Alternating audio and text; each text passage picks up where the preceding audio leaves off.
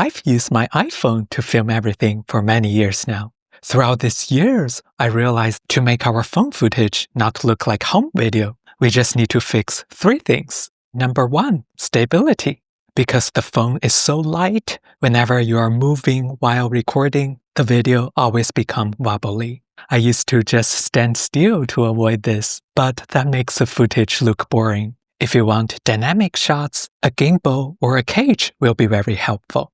Right now, I'm using the SmallRig Video Cage for my iPhone 17 Pro. I've never had a cage for my iPhone before because I thought they were kind of bulky, but this is actually very compact and modular.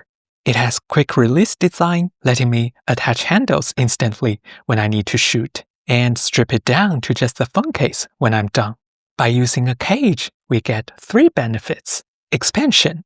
We now have the cold shoe mounts for accessories like mic and mounting points for a tripod. Ergonomics. I can finally open up my arms. It's a lot more comfortable. Weight. It adds just enough mass to smooth out those micro jitters. Secret number 2. Ditching the digital look. Default iPhone video always look overly sharp and choppy. For the overly sharp part, it's due to the heavy digital sharpening. It's useful for daily capture because it always makes everything look high-res, but it really means that filmic texture. We can reduce the digital sharpening by using the Apple Lock profile. That way, we're getting a more natural look as well as a higher dynamic range. For the choppiness, that's because the phone cranks up the shutter speed to handle bright light, which kills the natural motion blur our eyes are used to seeing in cinema. To fix this, we need to follow the 180-degree shutter rule. In a pro camera app like the Blackmagic camera, I always set my frame rate to 24 FPS for that movie feel. Then I lock my shutter angle at 180 degrees. Or if you use the shutter speed, you basically want to double your frame rate. In my case, it will be 1/48. But the problem is, if we do this outside, the image will be overexposed. We could lower the ISO, but it's always not enough. That's why we'll need to use a ND filter.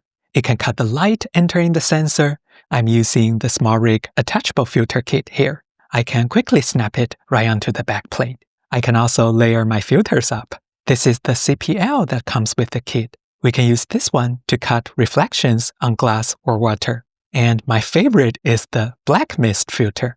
It softens that digital edge of phone footage and adds glowing halation around light sources.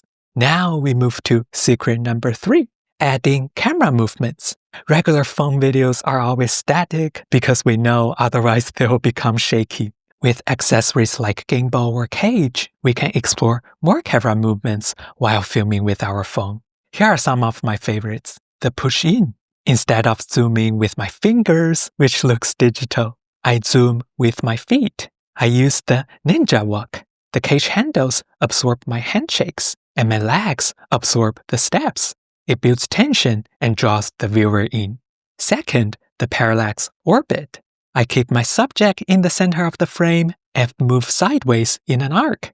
This separates the foreground from the background. Third, the low angle mode. Because the cage is modular, I can mount a handle on top. This lets me get the phone close to the ground and lift up. It makes things on the ground look larger than life and more dramatic. So we just need 3 things. Stabilize it, minimize the digital look, and try camera movements. If you apply them to your next video, I'm sure you will see the difference right away. If you want to check out the video cage from SmallRig, you can find the link in the description. Once you're done filming, you will need to color grade your Apple Lock footage. Check out my tutorials here. Have a nice day.